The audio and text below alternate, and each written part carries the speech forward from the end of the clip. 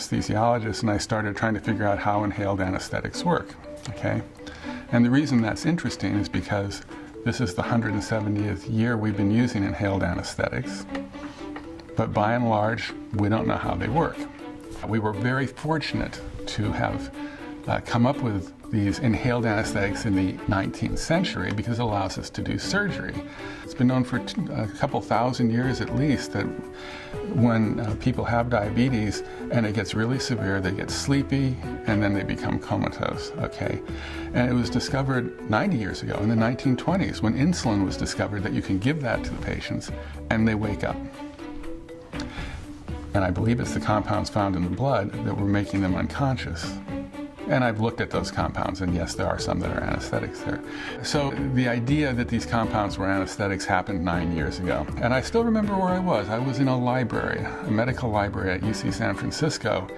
And it was like, oh my goodness, these compounds are going to be anesthetics. Let me go to this part of the library and open books and see what these compounds are. And the criteria that's in the literature, it's like, oh my God, an unresponsive state of coma that is reversible. That you could describe anesthesia as the same thing. But last year, the Food and Drug Administration said, all of our anesthetics are compounds that we really should be careful with. We know in every animal model that's been looked at that the young animals have some toxic effects. And we don't know whether that carries over to humans or not, but we're worried that that might.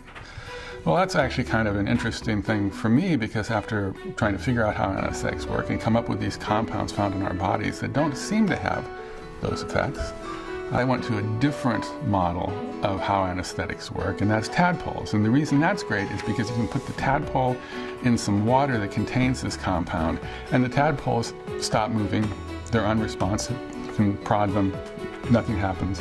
And then you take them out and put them in normal water, and they wake up and they swim around. That's it. Maybe these are candidates for better anesthetics. And one of the things we're going to be doing here at HMRI is to see whether there's a difference in how good they are, whether these are less toxic than existing anesthetics. And this is really the place that's offered me that opportunity. And the president is somebody I've known for 29 years. She's an anesthesiologist too. So she understands what I'm saying. And she has techniques that are available to try to do that. I can come up with new drugs and test them, but she has the part that's going to look at are they toxic or not, using very sensitive systems. This is relatively small and people are very friendly. And so we can all talk and work together. And when I'm talking about a hypothesis about how anesthetics work, many people who are willing to think about alternative hypotheses and be critical of them, and people here are.